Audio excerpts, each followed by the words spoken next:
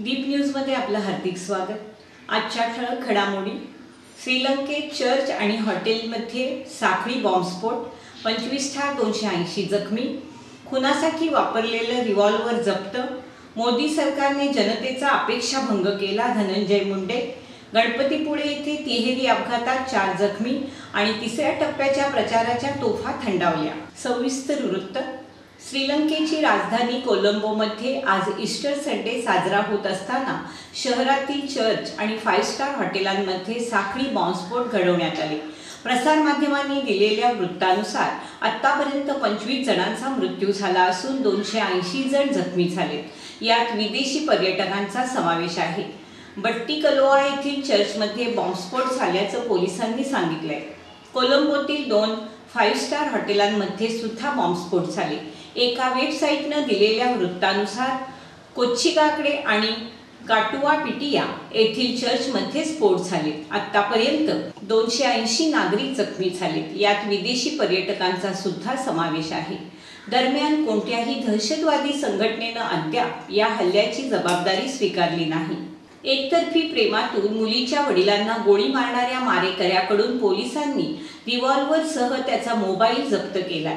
मोबाईलवरून त्याचा कुणाकुणाशी संबंध होता याचा तपास पोलीस करणार आहेत। मूळचा कोतवडे सनगरेवाडी येथील आणि सध्या मुंबई येथे वास्तव्यास असलेल्या ऋषिकेश विजय सनगरे याचा मृत भिकाजी कांबळे याच्या मुलीवर प्रेम होतं। मात्र ऋषिकेश याची वर्तवणूक चांगली नसल्याने त्याचे मुलीच्या पाठी फिरणं कांबळ्यांना पसंत नव्हतं। त्यामुळे त्यांच्या मुलीने सुद्धा ऋषिकेशला टाळणं सुरू केलं। त्याचा नंबरही तिनं ब्लॉक केला होता। त्यामुळे तिच्याशी ऋषिकेशचं बोलणं होत नव्हतं। ऋषिकेश त्यानं संतापला। पोलिसांनी शनिवारी ऋषिकेशच्या घरामधूनच खुनासाठी वापरलेलं रिव्हॉल्वर जप्त केलं। हे रिव्हॉल्वर त्यानं 50,000 रुपयांना खरेदी केलं होतं। रिव्हॉल्वर त्यानं कुठून घेतलं याची चौकशी पोलीस करत आहेत। त्याच्या व्हॉट्सअपवर गवळी गँगचा स्टेटस ठेवलेला होता। या गँगशी त्याचा काही संबंध आहे का याची सुद्धा चौकशी पोलीस करत आहेत। मोदी सरकारनं देशातील जनतेचा अपेक्षाभंग केला आहे। महागाईचा भस्मासूर दिवसेंदिवस वाढत चाललाय। 50 रुपये लिटरनं मिळणारं पेट्रोल 91 रुपयापर्यंत पोहोचलं। घरगुती गॅसची टाकी 600 रुपयांनी महागली।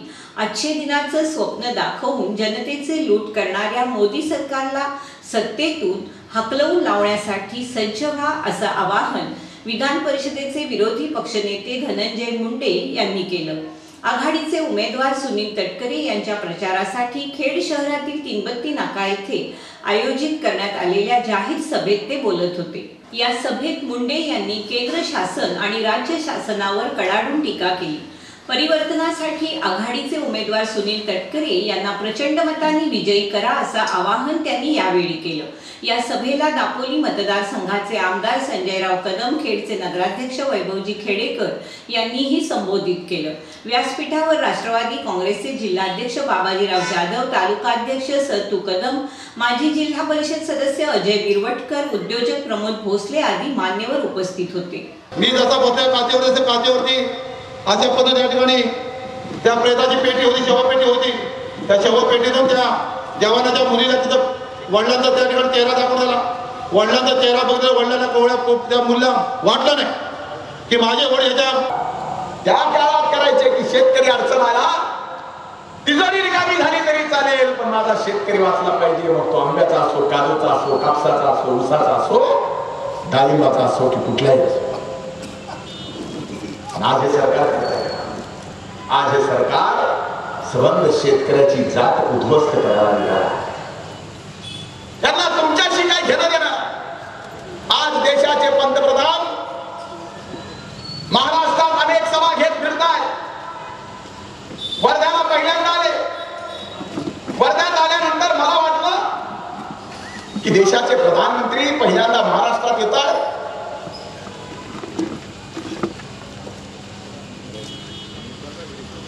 काय बोलतो? 5 वर्षात काय विकास केला हे सांगतील। गणपतीपुळे येथे देवदर्शनासाठी आलेल्या मुंबईकरांच्या इर्टिगा कारला डंपरनं जोरदार धडक दिल्याने झालेल्या अपघातात कारमधील 4 जखमी झाले। जखमींमध्ये एका बालकाचा सुद्धा समावेश आहे। या घटनेतील डंपरनं नंतर नॅनोला धडक दिल्यानं नुकसान झालं। ही घटना शनिवारी सकाळी 11:30च्या सुमारास घडली।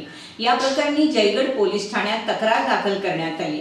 अपघातामध्ये मुंबईतील परळ भोईवाडा येथील पूजा किशोर आंबेरकर, वैष्णवी किशोर आंबेरकर, स्नेहल बिनू रामचंद्रन, अथर्व बिनू रामचंद्रन हे जखमी झाले।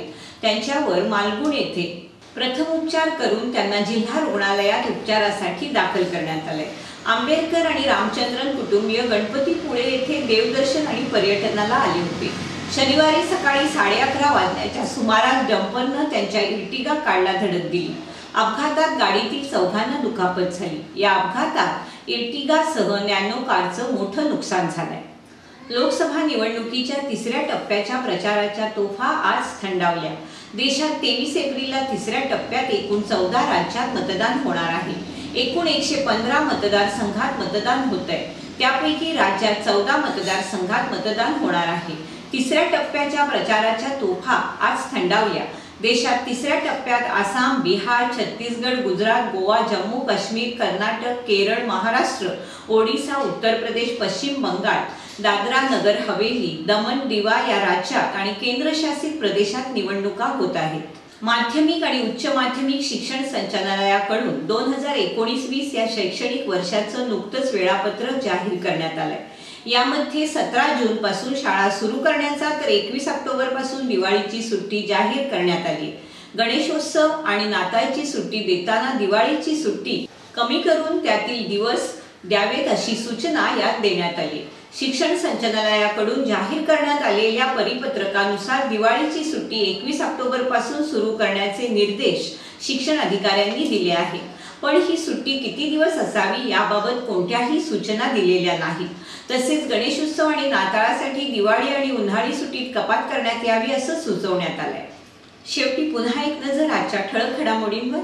श्रीलंकेत चर्च आणि हॉटेलांमध्ये साखळी बॉम्बस्फोट, 25 ठार, 280 जखमी। खुनासाठी वापरलेलं रिव्हॉल्वर जप्त। मोदी सरकारनं जनतेचा अपेक्षाभंग केला, धनंजय मुंडे। गणपतीपुळे येथे तिहेरी अपघातात 4 जखमी आणि तिसऱ्या टप्प्याच्या प्रचाराच्या तोफा थंडावल्या। याचबरोबर दीप न्यूज संपल्या। धन्यवाद।